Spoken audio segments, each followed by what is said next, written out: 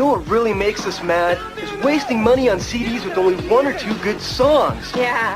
Tell them about punk.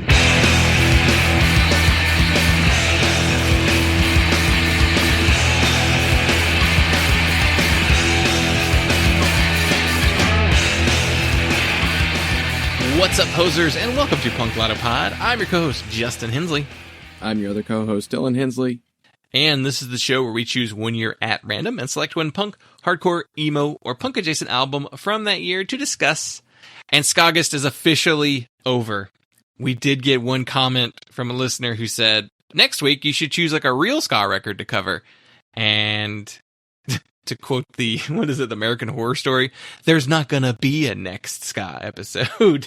Yes, we are finished with Skagist, but I realized we barely covered any actual ska music on those two episodes, so we might have to break one out outside of August just to, as a make good. But that will be in the future. We'll have to consider that. But today we were talking about an album released in the year 1999. It was my turn to choose, and I kind of wanted a palate cleanser after the last episode, something that I would enjoy going into the episode.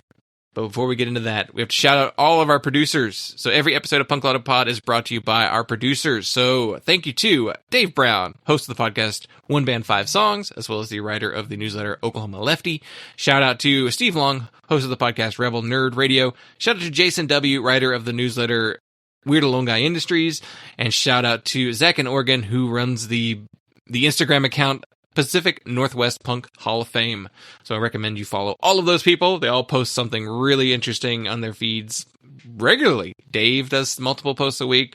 I think Steve does a couple a week. And Zach and Steve also put a ton of stuff out. So very prolific group of people that we have surrounded ourselves by.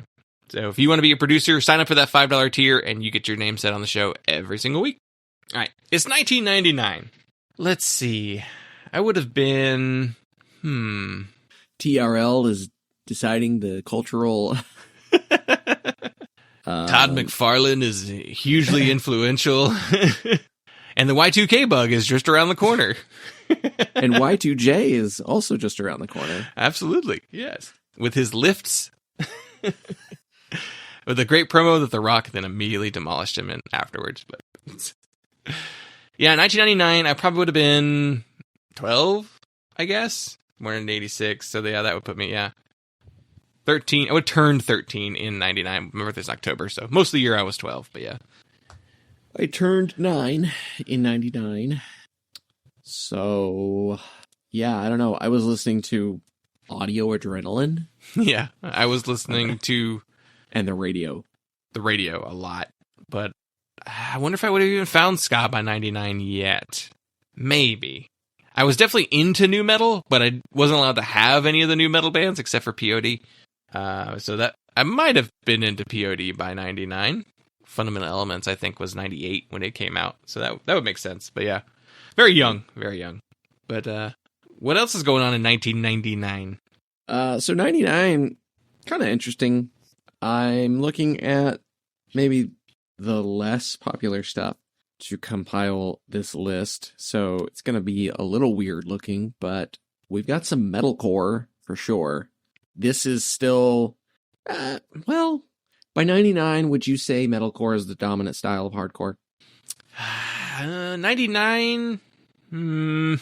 Not yet. I'd say it's probably pretty even still. I think it might be a good 50-50 metalcore, hardcore. Yeah, that feels right to me. I feel like there's enough different stuff going on. Mm-hmm. Even kind of exhibiting, within metalcore here, like, these aren't the most, well, here's a weird one. Hemza. Yeah. Put out Groundbreaking Ceremony. Hemza was just always around. Yeah. But I don't know anybody who was actually really into them. No. Yeah. We've got some Christian metalcore leaning on the side of earlier style of metalcore, I feel like. Definitely leaning towards beatdown with stuff like Figure 4, No Weapon Formed Against Us, Shockwaves, Dominicon, and then we got was it Artie? Was the second Indecision vocalist? Yeah. Yeah, because Tom was the original. Yeah. Yeah. We got an Artie Indecision record, released The Cure. Artie's not bad, but he's no Tom. I think was always the complaint. Because it was just like, Tom had such a unique voice. And Artie kind of just had like a hardcore voice. It wasn't anything like special like Tom's voice. Which is why when they did Most Precious Blood, they brought Tom back to do that band. And I feel like Rob was a better replacement for Tom than Artie was. Yeah. On the other side of the coin of hardcore, we got some melodic hardcore. Stuff like Inzen. Mm-hmm. And Good Clean Fun. Yeah. And Stretch Armstrong's Rituals of Life is actually a really good record. Yeah, that's a fun one. I'm not familiar with that 7 Seconds record. Good to Go. This is after they've gone back to being a straightforward hardcore band. Yeah. It's solid. It's very similar to Take It Back On that comes out a few years later, too. The production finally caught up to 7 Seconds in a way that I actually start to enjoy them more. Like their hardcore stuff. Because I like the U2 inspired stuff, like New Wind and Beyond, that kind of stuff. I do like. When it comes to their actual hardcore music, I prefer the late 90s, early 2000s sounding stuff. Just because the production's a lot better. And I think they're just better songwriters too. I know that's sacrilege to be like, The Crew, but I don't know. The Crew is too much early 80s hardcore that I don't care about.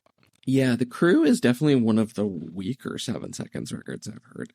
I much prefer the new wave, alternative rock influenced 7 Seconds records, which is the contrarian opinion. Yeah. Nobody likes that stuff. Dave likes that stuff. Yeah, Dave loves it. Yeah. Yeah, but I like those records more than the first. Yeah. Give me Ourselves and Soul Force Revolution over The Crew. I'll take them. The Crew's not bad. I just don't care about it. I just don't care about that kind of hardcore. Is there one style of punk that had a pretty consistent sound, production, songwriting style that lasted longer than the Iron Fist of skate punk? Yeah, I know what you mean. It kind of arrives fully formed from the beginning, mid 80s even. Mm-hmm. You're right. The production on mid 80s skate punk is not that different from mid 90s skate punk production. It's a little less polished. It's a little more dynamic. Yeah, it is. It is the genre that just kind of continues as it is for a very long time. I mean, there's bands today that still sound the same. There's still skate punk bands, new skate punk bands that sound like the Epiphat bands of the 90s.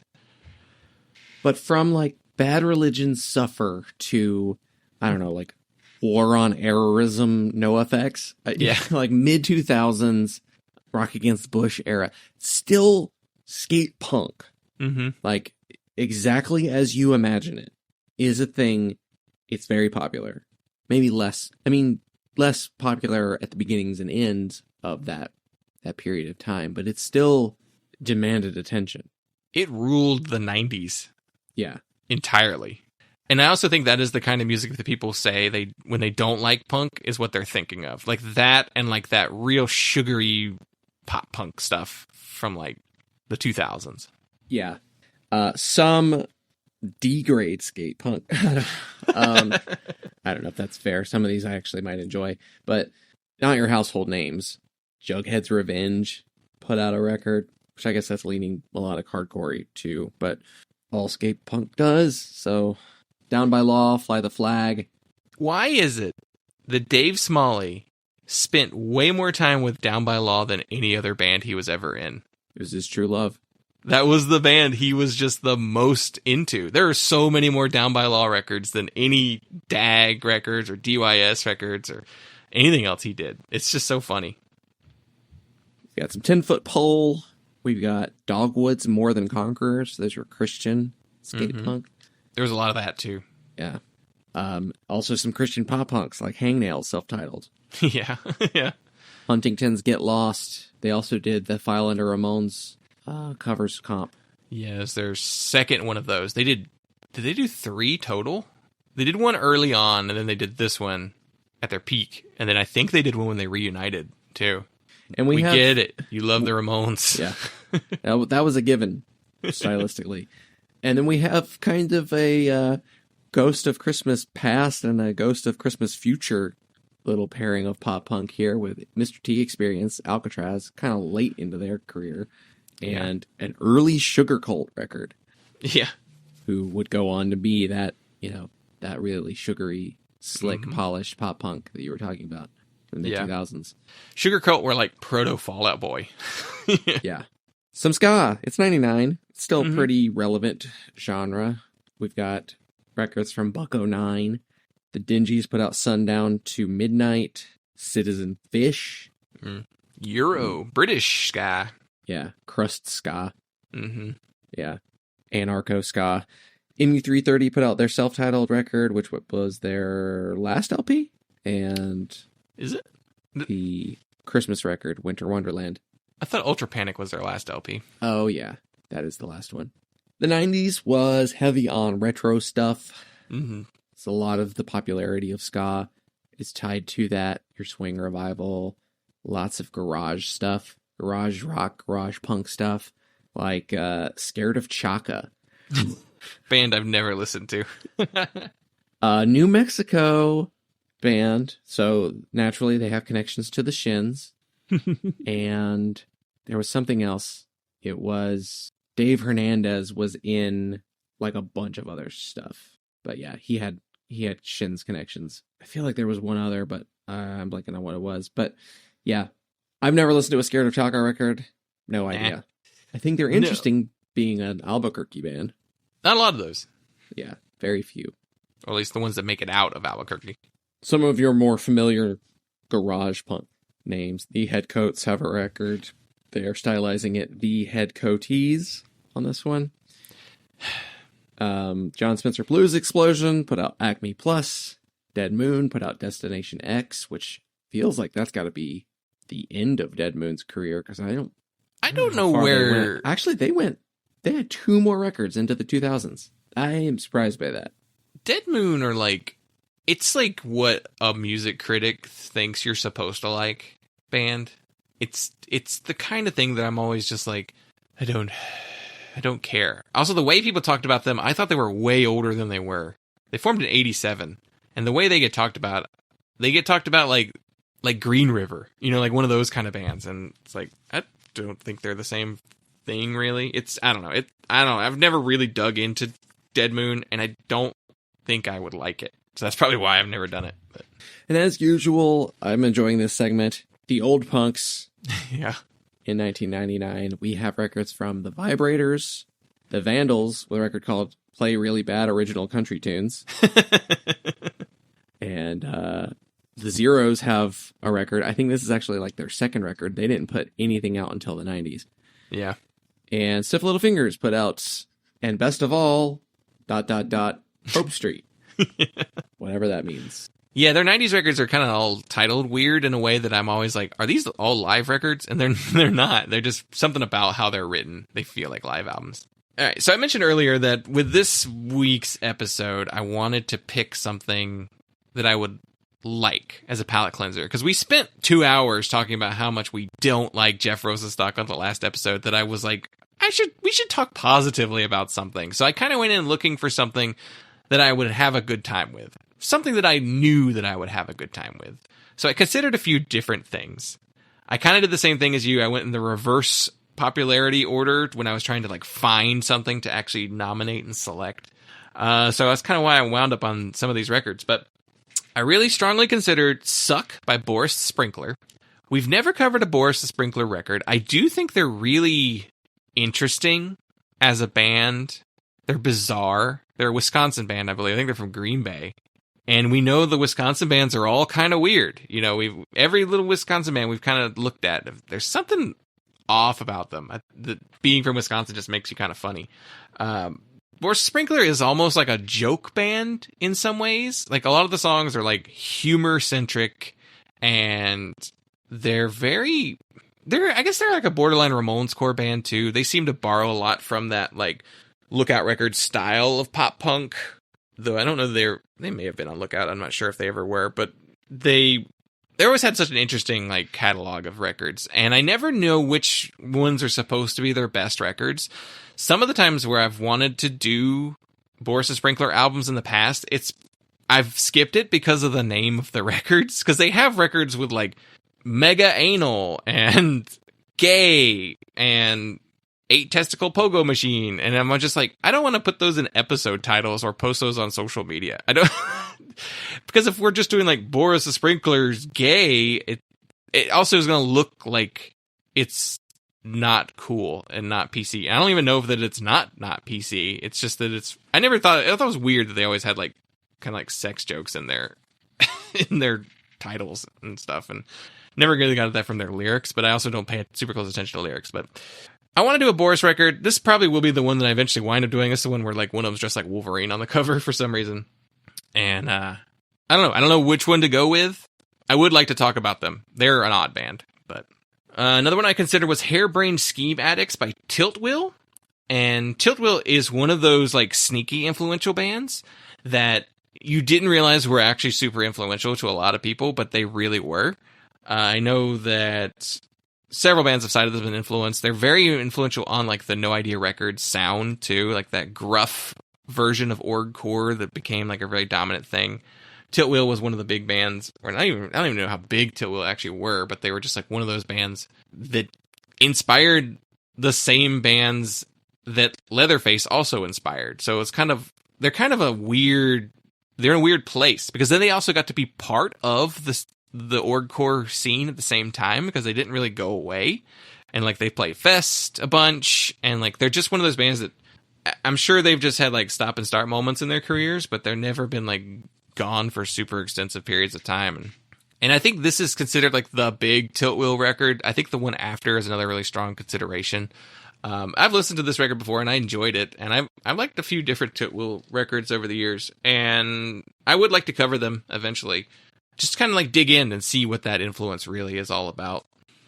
And the record that is probably the most important out of all of these that we could have done, that I nominated, is Under the Radar by Grade. This is the record that is cited as the original Sing Scream band. And while I agree that that's what they are doing, they are singing and screaming, they're not doing it in the same way that people are talking about when they talk about Sing Scream bands of the 2000s. People would always be like, yeah, Grade's the one who did it first. And it's like, yeah, but not the same way that all those other bands did it. Those other bands are doing something else, and it's not what Grade was doing. Like the snotty, whiny emo vocal, pop emo clean sing vocals is not what Grade did with their vocals. Theirs were just more like punk clean sung vocals, you know. But that record's a big deal. It's a really important album, super influential as well, and it probably should have been the one to do. But I went with this one, I guess, for other reasons. But out of this batch, would you have chosen any of my nominations over? I probably would have picked the Grade record. It's the one I'd be the most familiar with, and yeah, it is the most important of these choices. Yeah, it does seem like it's the most important album out of this bunch. But so maybe we'll do it next time we come back to 99. Who knows? We'll see. But what did you pick? I selected from 1999 Every Last Time by Gameface.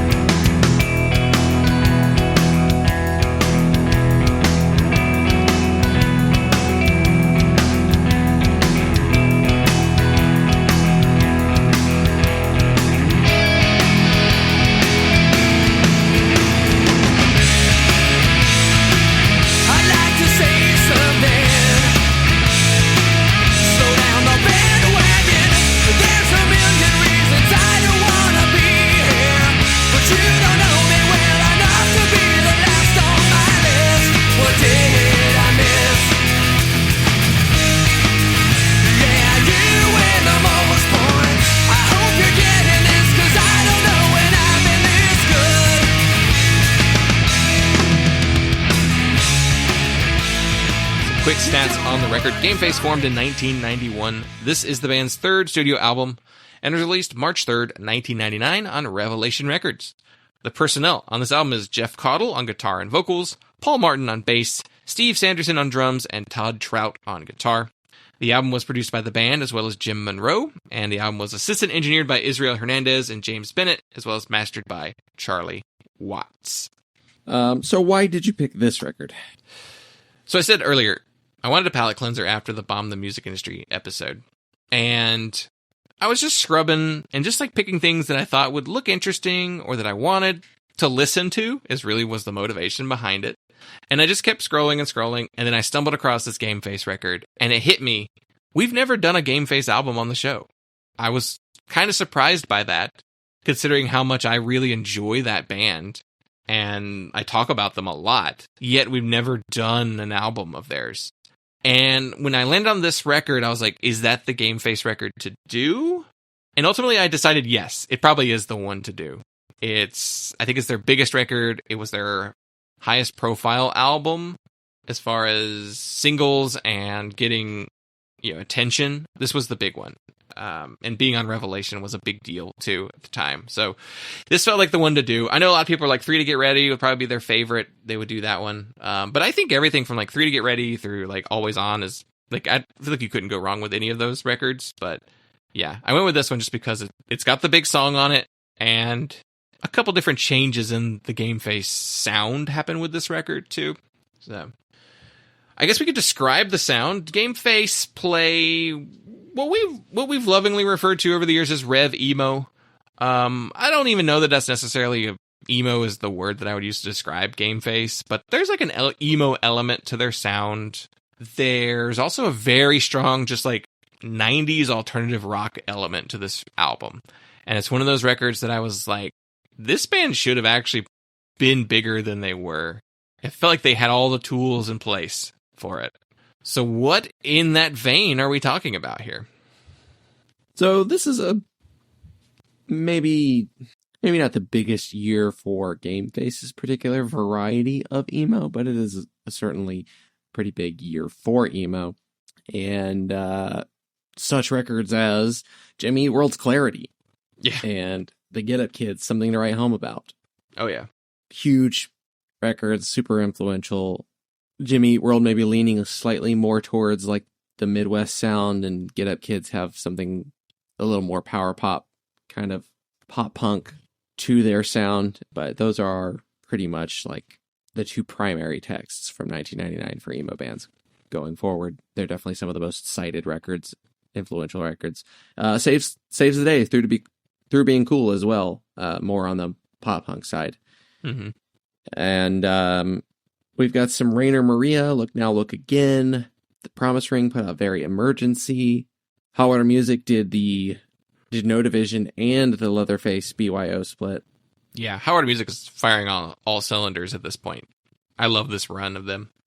Again, on the pop punk side of things, a little bit more Newfound Glories, Nothing Gold Can Stay. The Ataris put out Blue Skies, Broken Hearts, Next 12 Exits. Juliana Theory put out Understand This Is a Dream, as well as a split with Dawson High, who is a band that only ever put out the Juliana Theory split, I think. What's the other one that's like that? Isn't Recess Theory another one that did a split with Juliana Theory, but has like nothing else of their own? Yeah. And Piebald put out If It Weren't for Venetian Blinds, It Would Be Curtains for Us All. Kind of early in the Piebald second album? Yeah. Yeah, the first one is When Life Gives You Lemons. And then I have this little subcategory here because I think it is relevant to this record, and we'll talk a bit about that later and why. But late 90s, we have a lot of post-grunge. Mm-hmm. Foo Fighters, There's Nothing Left to Lose, Creed's Human Clay, Silverchair, Neon Ballroom, Bush, The Science of Things. Those are pretty late records for Silverchair and Bush. Not a whole lot of attention on those. I don't think they really turned out very many hits, but Foo Fighters were certainly big at the time. Creed is massive. And Lit, A Place in the Sun, which kind of straddles the post-grunge and burgeoning pop-punk, radio pop-punk sound of this time period. It's kind of sad to admit, but Lit might be the most one-to-one comparison on this list to Gameface, that's kind of a bummer that it's that band. And Revelation Records in 1999, busy label. So they also released Will Haven's WHVN, Will Haven, no vowels. They did Farside's The Monroe Doctrine, Kill Holiday's Somewhere Between the Wrong is Right, The Judas Factors, Ballads in Blue China, Baya Threads, The Last of the Daydreams, Himza's Groundbreaking Ceremony, Fast Breaks, Whenever You're Ready, Where Fear and Weapons Meet, released The Weapon, and In My Eyes released Nothing to Hide. And the album producer Jim Monroe in 1999 also produced or recorded The Monroe Doctrine by Farside and Indigo Swing's Red Light. So really, even if you look at the Revelation Records in 1999, Gameface is kind of late to that sound too. And that might factor into part of the story going forward. But let's get into it. So, Jeff Caudle was born and raised in Southern California. Typical kid, he said. When he was in high school, a friend put a pair of headphones on his head and played him The Descendants for the first time, and that was it. He fell in love with The Descendants. He fell in love with punk. And he started playing in a high school band called No Such Thing that released a 7-inch single. Imagine being in high school when you released a 7-inch. God, we've lost so much. That band was a bit of a mix of college rock sounds, very much going for an REM meets U2 kind of thing. There is a song online somewhere, one of the songs, and I listened to it, and it's very, very U2-y. And I've included a link in the show notes, so if you're a producer, you get access to all the show notes, the written notes. So with that band, it was all high school kids, and when the two oldest members of that band graduated high school, that was the end of that band. So Jeff said his first punk show was 7 Seconds and Verbal Assault at Long Beach in 1987.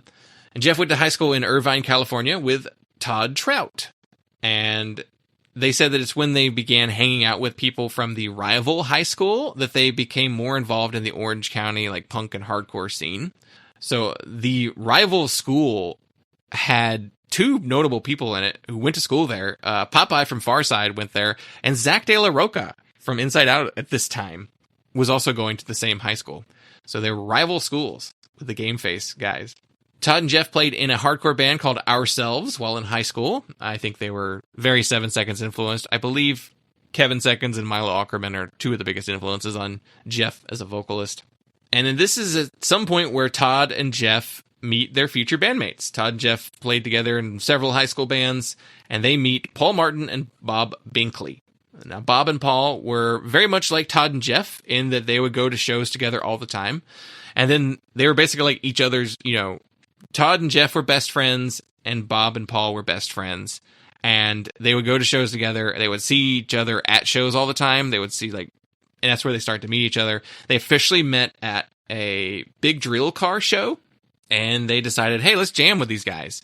And that is how Gameface is formed, meeting at a big drill car show. They specifically cite Big Drill Car as a major influence on them as well. And I did read a review that did kind of compare their very first record to Big Drill Car.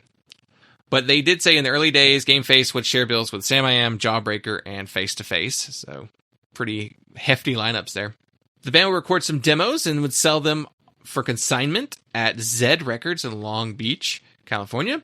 And Frank Harrison, who ran Nemesis Records, worked at that Zed Records, and after listening to their demo, asked if Gameface would be interested in releasing a 7-inch.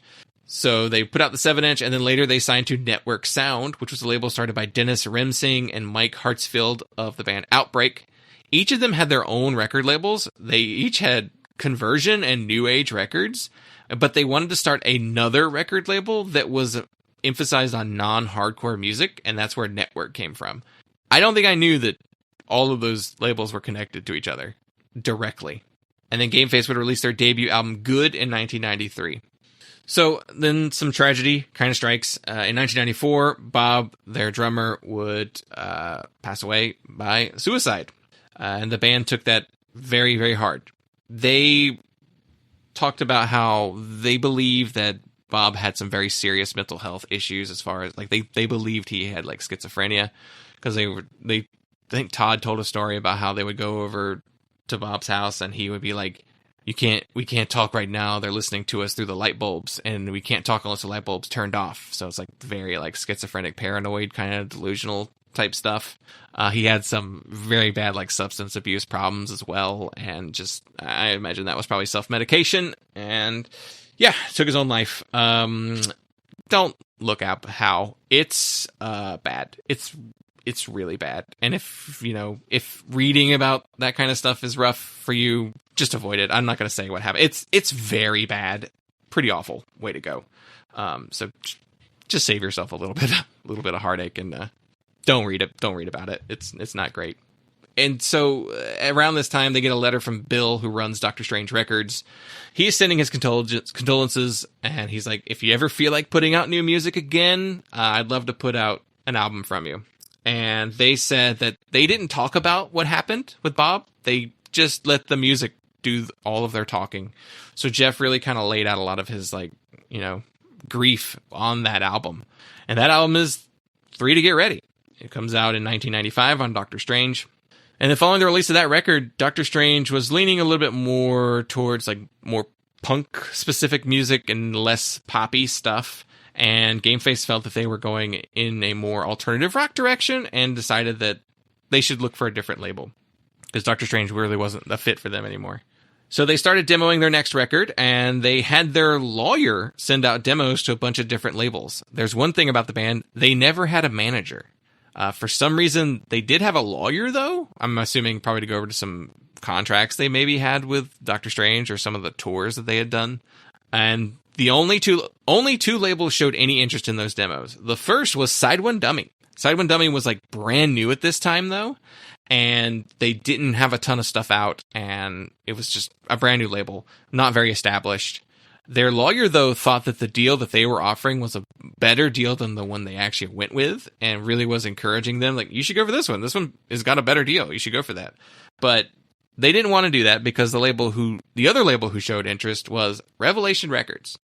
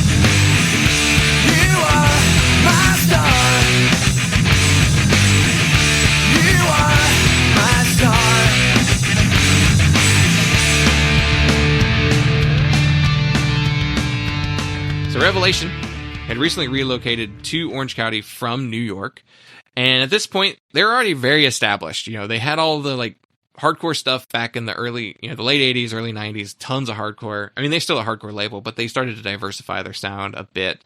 They have already had their Rev Emo bands, like Texas Is the Reason, and Sensefield, and Elliott, like all of those bands have already put out records on Revelation.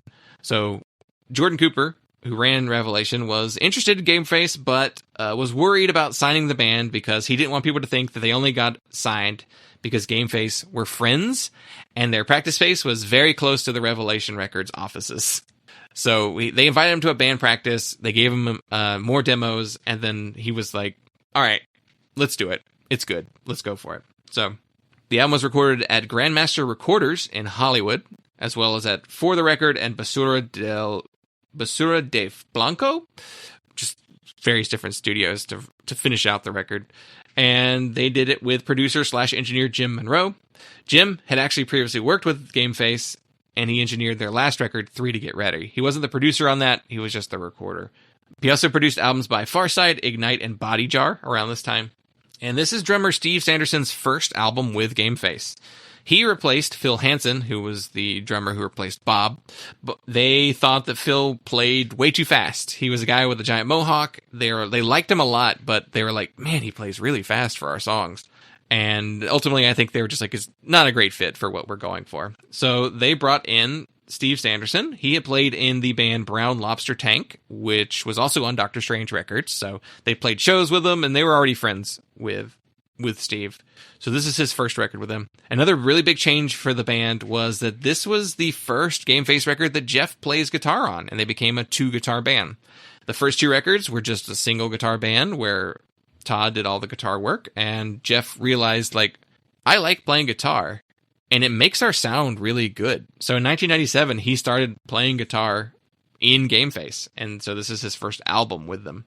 He said, I don't know why we waited so long to add a second guitarist to this band, because it added so much. The Michael Baines of Jeff's other band, March, played organ on What I Learned in High School and piano on the song Shock Tester. And the album title comes from the idea that every time is the last time until you do it again. So he basically is every day you're doing dozens of things for the last time until you do it again, which is kind of a funny way to look at it. But then eventually things will be the last time you do something and you never do it again and you won't even know it. The song My Star was the album single, and it got them a decent amount of airplay on radio and some MTV play. They said it wasn't huge, like it didn't change their life or like get major labels come crawling for them, but it was more attention than they'd have received up to this point. They said that the song would get played in Urban Outfitters, and then whenever they would play shows and these like weird like hippie looking people would show up to their shows, it was because they had heard it from Urban Outfitters first. It's funny to me to think of Urban Outfitters as a hippie store because it's not that at all now. It's like a kind of general preppy store. And they said that when they were in England for shows, like they had a guy come up to them and say, you can't walk through a pub in Nottingham without hearing that song My Star. So they had a music video filmed. It was done by the guy who founded like Buddyhead. And they recorded it the day before their album release show. And it was at a Coos Cafe. And it's funny because Jeff has got like the 90s like floppy hair, like very Eddie Furlong haircut. After this record, they toured with Aerotype 11, and that went so well that they would later do a split 10-inch together. And yeah, well, I'll cover some more later, but that's the main basic story around this record. So what is your experience with Gameface? Because I realized right before recording that you and I have talked about Gameface, but I don't really know like how deep you go with Gameface. Yeah, I've heard Gameface before. I don't know if I've ever listened to a full Gameface record. That's kind of surprising to me. I didn't know you've never listened to one in full. I mean, I don't know. I feel like I'd have to have heard something. I wonder if just in the car with me, because you would have still been in North Carolina when I was getting into a lot of these bands. Yeah, I don't know. I don't think I've ever listened to a full Gameface record. Yeah.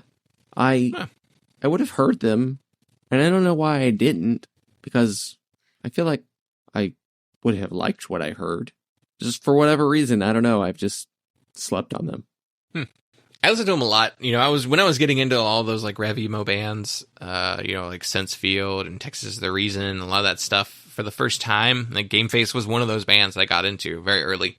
And I always dug them. I always liked what I heard by them. There was always something about their sound, too, that made me think that they should have been a lot bigger than they actually were. Like, this feels like the kind of thing that would have done really well on the radio. Maybe not so much in 1999, and that may be part of the problem, why they never really broke through that way.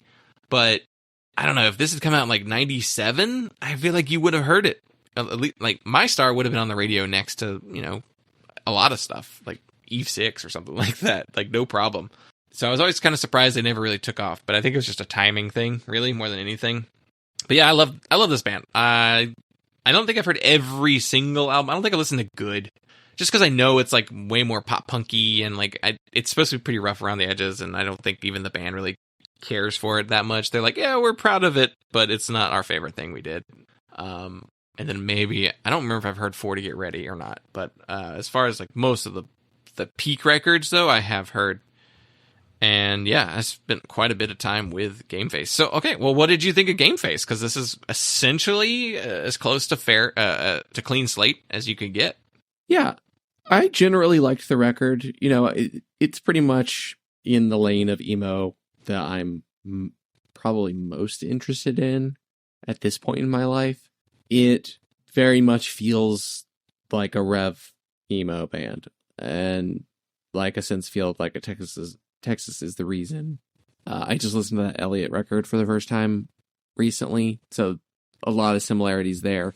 And I do think that you're right that they should have been a bigger band, because the whole time I was listening to this record, I was like, this is the radio ready version of Revelation Records style emo bands. Like, this is leaning towards grunge. This is leaning towards, it's not poppy in the sense that it's like really slick and polished. It's pretty tight, and but it's melodic, and it has those pop sensibilities. Like, it understands song craft and what makes a really listenable pop rock song. Probably more than any of those bands. Like, I think Sensefield definitely have some really memorable melodies, but they also just kind of had some harder tendencies. And like, I think most of those bands, they were writing melodies, but they weren't, maybe it's because most of them were coming from hardcore. They tended to have those harder tendencies. And I feel like this Gameface record does really strip away. It's not as like chuggy and riffy, and it's not trying to hit really hard. I mean, that Descendants and pop punk background definitely shows. Yeah. So this one, I mean, this is the same year as Clarity by Jimmy Eat World. Jimmy Eat World just doesn't make it to the radio until 2001. So it is very much wrong time. And not the Gameface wasn't on a major label. I don't think they probably didn't have the access to get on the radio, but I feel like they easily could have, and probably should have. And I'm sure that and that was one of the big things I was thinking too, is the whole time I was listening to this record is like, I'm sure all of these bands that like, especially the ones that stuck around, and I mean, we know what happened with Sensefield. Like, they did get onto a major, and then they got shelved, and they got stuck in limbo and got screwed over. But like, all of these bands, like when Jimmy Eat World like finally blows up on Bleed American, they were all like they all turned and looked like, our turn next? Like, this got to be it, right? But that's not the direction that the rock radio goes, unfortunately, which is kind of where some of that, the post-grunge stuff that I was mentioning earlier kind of comes into play. Like, I do think there are some sensibilities there. There's some qualities to this Gameface record that are like, I could see Gameface being like an opener on a Foo Fighters tour. Yeah. I can see that, really. So like, it's not that far, but yeah, and Creed takes over the world, and then we get Nickelback, Son of Creed. We get the butt rock turn of the post. Once new metal fizzles out, we get butt rock. Yeah. The ugly mutt of post grunge and new metal. Yeah, because I guess you would still consider that like post grunge, but yeah, it is the ugly son. It technically is post grunge, but the Y2K version of it is particularly offensive. Yeah. And then rock dies. But as far as the mainstream is concerned, yeah, it really does feel like we were primed for a Gameface major label run. Really, like Texas is the Reason had labels calling for them. They were gonna sign with a major until if that one show went well or not. And then they were like, it went well, so we decided to end it, which I thought was the funny way to do it. It's like, so if it was bad, you were going to sign with a major? I guess they're like, we're washed, we'll sign with a major now. But so people labels wanted to sign Texas is the Reason. Sensefield did get signed. They get scooped up with Atlantic, I think, and that album gets shelved for years, never gets an official release date. It gets like recorded, copies of it promo copies go out for people to hear like 2 or 3 times, and then it still never comes out and it never actually gets released. And it's like, what were you doing? That was the time to do it. And there were more bands like that had that kind of thing happen to them, but all that stuff was before this album. So it's very much the case of like, if those had hit, like if Texas is the Reason had signed and if they'd put the Sensefield record out, maybe there would have been more like desire from the majors to go after a Gameface. But like Sam I Am already did Clumsy in like 94. So by the time this album comes out, it does seem like it's past the point where the majors were interested in this kind of thing. You maybe could have gotten through next to like a Stroke 9. Remember some of those like early 2000s, like they feel like alt rock leftovers almost. They weren't the grungy ones, or like an SR-71, like one of those kind of bands. Like I feel like that's where they probably would have been slotted. And I don't know if that would have worked for Gameface either. I don't know if that's the right lane that they're going for. There is a world where Gameface signs with a major and puts out a record and it like kind of sucks. Yeah, sure. I mean, that's possible. I just think that, like, especially in 1999, like, it's so easy to imagine just hearing Gameface in between, like, an Everclear song and a Fuel song. Yeah. Yeah, it would have worked. And Foo Fighters and Eve 6. And, there's enough stuff in this landscape. And we get, like, that Atari's single at one point of the cover. It does feel like the Ataris probably took Gameface's spot. I think the Ataris took a lot of people's spot. And it was like, that band? Because like a nobody Don Henley cover. It's like, and like egomaniacal lead singer. Yeah, but like this would have worked. You could have played this between a Matchbox 20 and a Third Eye Blind song on the radio, no problem, Yeah, they had the potential. I think it is a case of they missed their moment, and the labels weren't interested by the time they got to where that sound, where they found that sound for themselves. I mean, 3 to Get Ready has a little bit of it. They did say early on too, though, they were an interesting band because they would play hardcore shows, and they played with mostly hardcore bands in the Orange County scene, but they were never really like a hardcore band. They would call their music post-hardcore, and I guess maybe like 3 to Get Ready, I would say, is more like that. But it's funny too, because they were friends with all those bands. They were friends with Texas is the Reason, and they toured with them.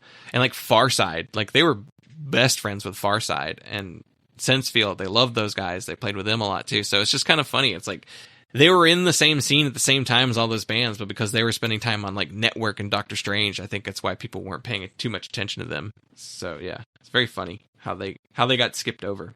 It's hard to say how that would have gone, but I kind of wish we lived in that world where we found out.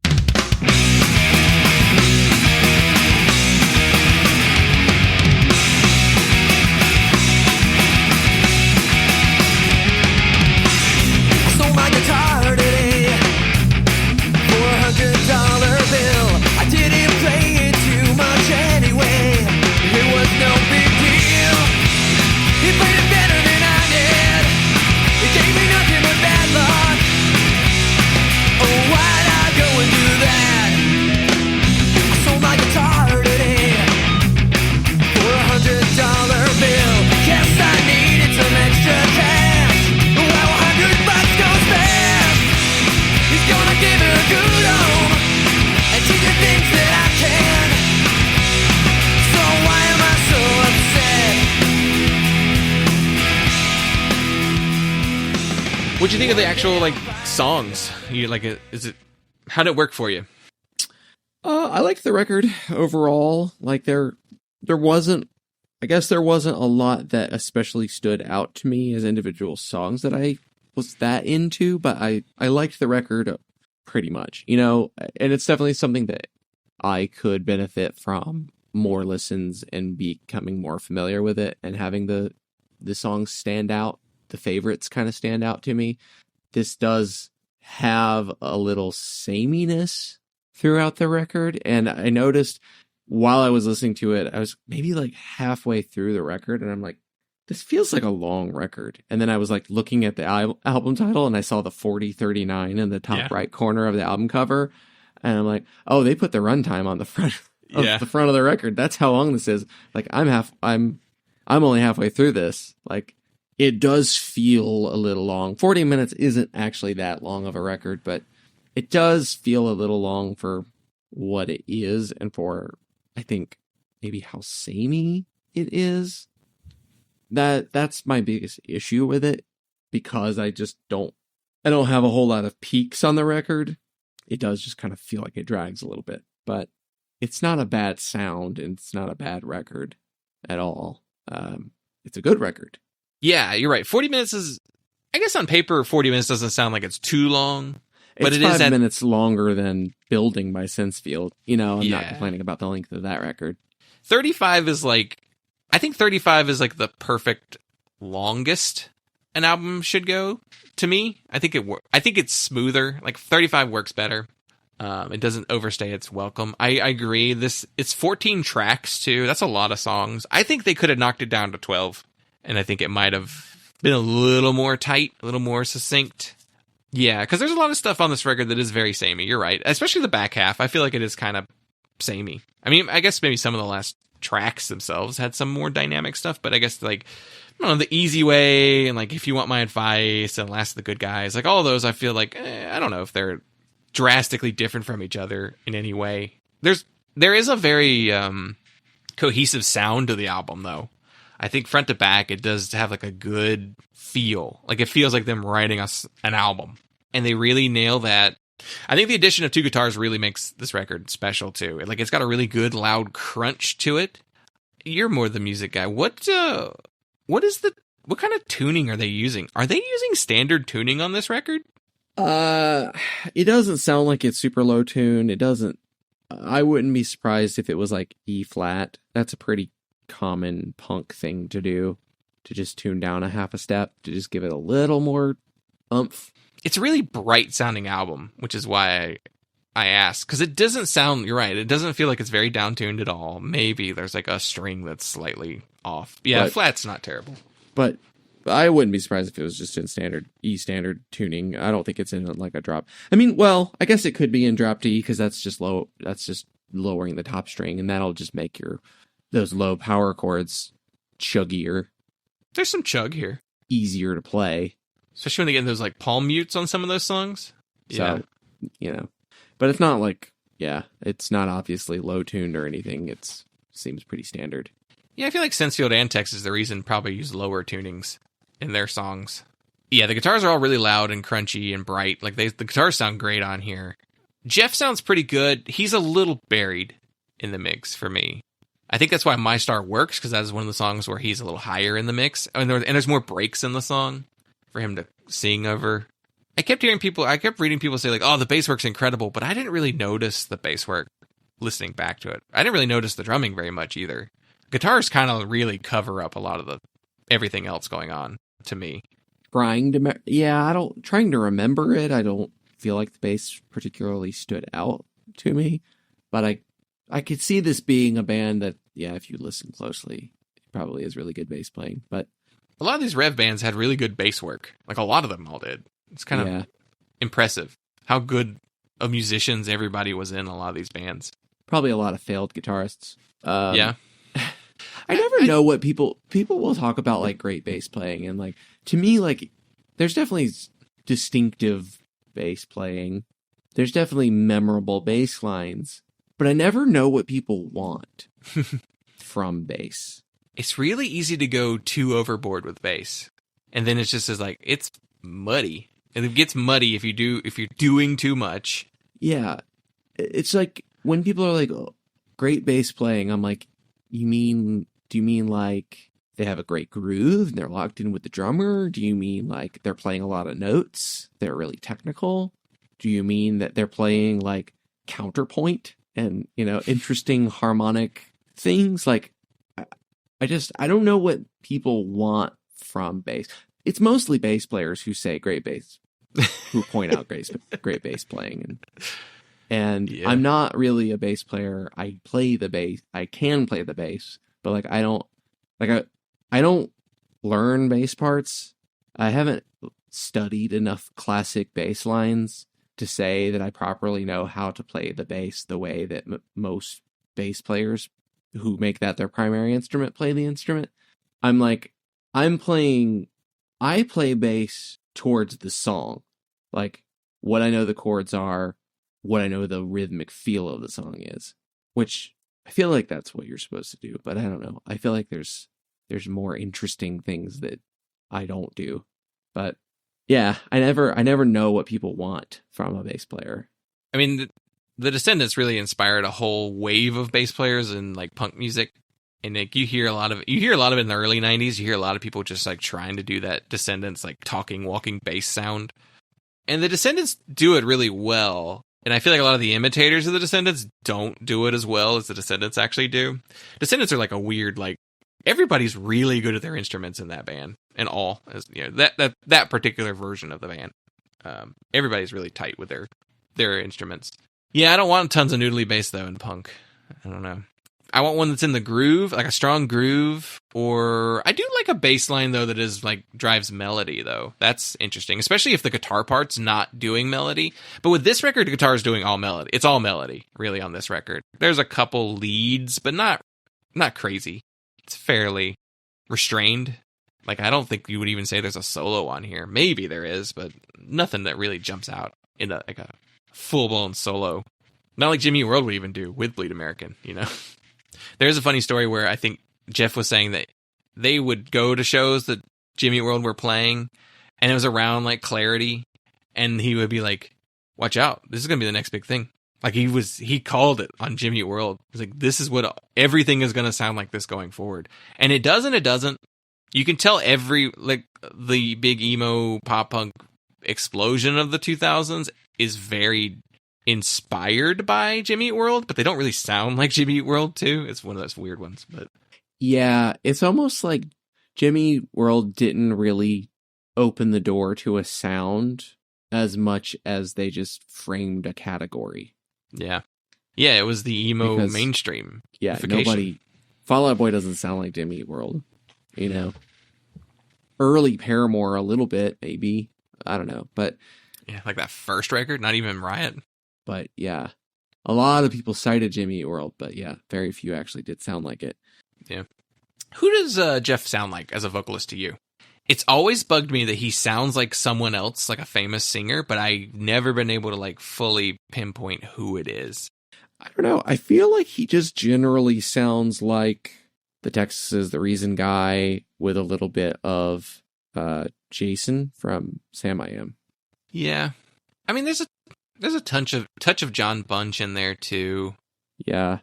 Not a lot though. I think John had a wider range than Jeff. Jeff's kind of like, I could sing like this. He has like a country vibe to his vocals, which I always thought was kind of funny. I don't know. Maybe it's a little bit Gin Blossoms. Gin Blossoms, like the original singer of Gin Blossoms. I have thought that.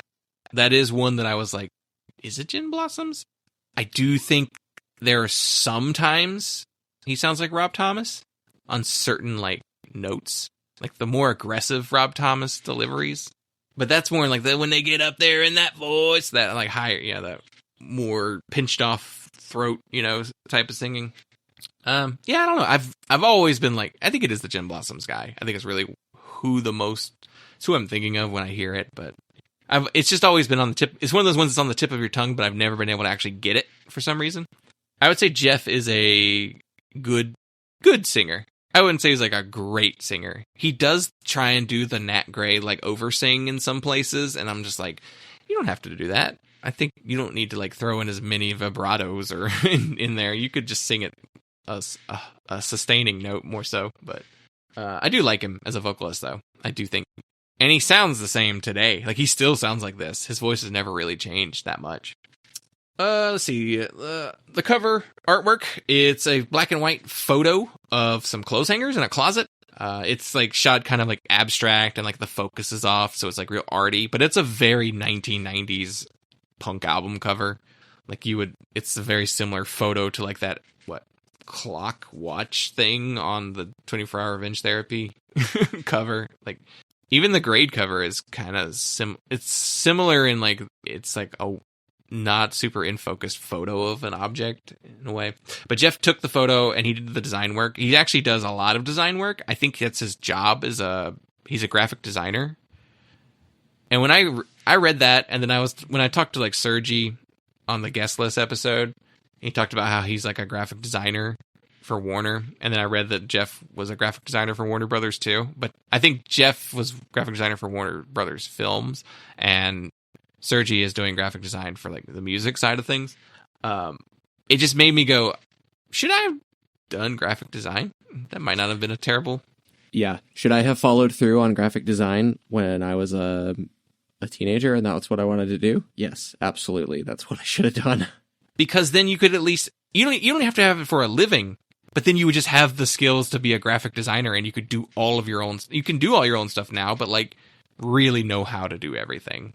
I think I could probably mindlessly edit photos in Photoshop for a living. Yeah.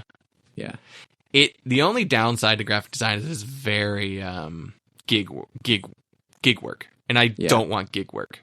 That's the element of television that I'm like, there's a lot of gig work out there, and I don't want to do gig work. I want reliable hours and like, I'm okay even if they're like wacky hours, but like I just want, give me 40 hours a week and I want insurance. Like gig work, I don't want. That's what a lot of that is. It's you're going between jobs all the time. That would be the downside. So I would like to like work for someone like that. But yeah, he does a lot of design work. He did a lot of design work for Revelation and Doctor Strange and a lot of those bands too. Lyrically, it's a very like interpersonal relationships, love songs, just like interpersonal dynamic lyric stuff. Not a little more artistic than like diary entry writing, more poetical than diary entry, but not like super like abstract writing either. Like you can read it and just be like, okay, yeah. Songs about feelings more than anything. What I learned at school has a very familial vibe to it. Like it's lines about like, I went to school to make me learn to be like you, but now I'm learning to be like myself, and you don't like that. So that seems like a disappointed parent story. And then Boy Wonder is about like selling your guitar for $100 and being upset that some other guy has it now. You could read it as a metaphor for a woman too. And it's kind of like how Sweet Little Thing sounds like it's a song about a woman, but it's actually about a guitar. It's kind of the opposite impact of the same thing. But nothing like lyrically. Like My Star is pretty good. That's like a love song. And I think it's about his wife. And I did read one review. It was like, it's a love song that doesn't use the word love once. It's like, oh, yeah, there's a nice little twist on that. I do think this was a fairly positively reviewed record. I think it is now thought of as their best album. 3 to Get Ready has its fans. Like, there's a dedicated base who loves that record and says that's their best record. But I think in general, people tend to say that this is their best album. It's the most like complete package. And I think they even think that too. They're like, we listen to the first 2 records and it sounds like bands still trying to figure it out. And when I listen to this one, it feels like they're there. I did find some reviews, not a ton. Weirdly, both reviews I found were from German websites. I'm sure it was reviewed back in the day on these other sites, but they're gone. Or nobody scanned the magazines to, get them in there. Because I bet there's a Maximum Rock and Roll interview or an article or, there's a number of stuff that's probably just gone. But so I got two big reviews I pulled from. So one is on Visions, which is another German site. And it says, Every Last Time is now the Californians' new and only 3rd album. This is a Google Translate, so there's some weird errors. And it is definitely their masterpiece. Up until now, despite their undeniable talent, they had always suffered from a certain blandness, partly due to the fairly typical California hardcore sound they employed until their last album. But those days are over. Gameface now joins the ranks of excellent post-hardcore albums released in recent months by bands like Sam I Am, Promise Ring, Elliot, Get Up Kids, Kill Holiday, Hot Water Music, and Jets to Brazil. While Every Last Time may not quite reach the heights of all those bands in every aspect, it is absolutely masterful album, distinguished by catchy and melodic songs, and never veer into saccharine kitsch. Indeed, they're pop songs. I do like that the German is coming through, where they're just like, up until now, there were certain blandness. It's just like very blunt and saying, like, I don't like this. It's kind of refreshing.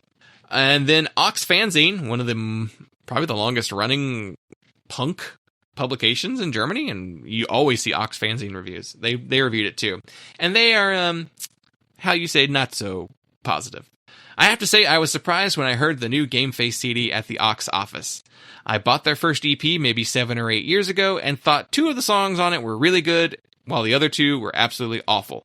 When I listened to their first LP a little later, my negative impression was unfortunately confirmed. After that, I consistently ignored Gameface until that day at the office. I'm assuming the day he got this record. I never would have thought they'd sound like this today, but I'm probably the only one surprised, since everyone I spoke to said this record sounds exactly like their last one. Well, it could be worse. For me, Gameface delivers a successful poppy mix of punk, emo, post-hardcore, or whatever you call it these days. By the way, Gameface are no longer on Doctor Strange, but now on Revelation, who I think have set themselves the goal of having every band in the world on their label. It's like, I guess it's positive, but it doesn't really tell me if this writer liked it. It just said that it's different. And I did find 2 reviews on Amazon from like 1999 and 2000, and I love finding old reviews from early Amazon that are still there. So the one from 1999 is a positive. It just called it like, this is the best album of the year. And then the negative one said that it mixes the worst of Matchbox 20 and Blink-182. And it was just very funny to read those. I like real-time reviews because those are interesting. Because most posthumous reviews or retroactive reviews are generally more positive just because they're covering it, usually for an anniversary or something like that. So I do like when you can find one from the time it was written. Let's do the aftermath and get out of here. So the band would follow this album up with a second album on Revelation. This is the first time they put out 2 records on the same label. That came out in 2000. The album was called Always On. And Jeff said that album was basically a solo record because Paul didn't like anything that Jeff was writing, and no one else really contributed. So it's basically a solo album. Then in 2003, they released 4 to Go on Doghouse Records, which Jeff has also said that he feels really bad about that album because the band was on the verge of breaking up whenever they got asked by Doghouse to do it. And they agreed to do it thinking, this will save the band. And they broke up before the album actually came out. And he's like, Doghouse was very upset. And I was upset that I did that. He's like, I knew this band was dying and I still went and did a record with them, and I feel bad about that. So that's an interesting record. That's one I don't really know very well. But the band winds up breaking up in 2003, and then they would reunite in 2013. Jeff has gone on to release solo music, as well as playing the band's Your Favorite Trainwreck, and most recently Low Coast. Todd Trout plays in the band Sleep Pod 2, and Steve Sanderson played in Error Type 11. And the story was that he quit Gameface because he wanted to play music full-time as a job, and he didn't see Gameface being that band. And he was right. They wound up breaking up later. Jeff is also a graphic designer and works in the film industry now. And they would release one more record, Now Is What Matters Now, in 2014 on Equal Vision. And in 2026, they have a brand new single out. So there'll be a 2-song, 7-inch single, I believe, coming out this year from Gameface. So they're not done yet. So, well, did we win? Yeah, I think so. Yeah. I mean, I was already a fan of this album. It's my favorite Gameface record, I guess. I don't know if I have a favorite, actually, now that I think about it. I like them all that I've listened to. But yeah, I'd say we won. I mean, I purposely chose it because I wanted to talk about an album I liked. So, what would you rate it? I think I'm at like a solid 3.25. I don't tend to go quarters, but I like it more than a 3 sounds like. Yeah, I saw your rating on Rate Your Music, and you never know because I know we do a slightly different scale than them. So I didn't know if you were going to go higher or lower in one direction. But yeah, I saw 3 and I was like, I don't know what that means. What is a 3 review? It's like, it's good. It's good. Above average. It's good. It's good. Yeah. I'm going to give it, I don't know. I'm a sucker for it. I'm going to give it a 4. I love this record. I do really like it a lot. Big fan of Gameface. All right. Well, that will do it. So thank you all so much for listening. We appreciate each and every one of you for listening. If you head to patreon.com/punklautapod, that's where you get access to all of our weekly bonus audio, where last week we did a 2-in-1 I'm Listening. And this week we should be doing the extra play of Shit Presents self-titled EP from, I believe, 2016. So be on the lookout for that later this week. If you would like to sign up for the $5 producer tier and get your name set on the show every single week, you can join that there. You also get to vote in the poll that determines what we talk about on the extra play every month, and as well as you get some written content as well. And then we have our $10 tier where you choose the album we devote an entire episode to. We haven't had one of these in a minute, and I would like to get one done soon. There's some guest lists on the horizon. I've got a guest lined up and a date to record, so that'll be forthcoming probably the week after this episode goes live. You'll see that one. But otherwise, yeah, not a ton going on. I do want to do the Punk Lotto Radio too. So, Dylan, where are we following you online? Find me at Major Awards Band or Husker Dylan, most places. New Major Awards single was under my own name. Well, both. And hopefully going to have another one coming out in September. I just need to schedule that one. And then I got a little more work to do on the rest of the songs we've been recording. So hopefully I can get on enough of a roll to have a new song out every month for the next better part of a year, I guess. But we'll see. And you can follow us on social media at punklautapod on all the sites, punklautapod@gmail.com, and our voicemail line, 202-688-PUNK. Also, you can use that line to leave requests for future Punk Lotto Radio episodes. I will be plugging that in the first episode so that when we do the next one, we can take requests that way, and I'll play your message on the show. Or you don't even have to do that. You could just text it too, and I'll take your pick. So I thought that would be fun to do. All right, that's it. We appreciate each and every one of you for listening. We will talk to you all next time.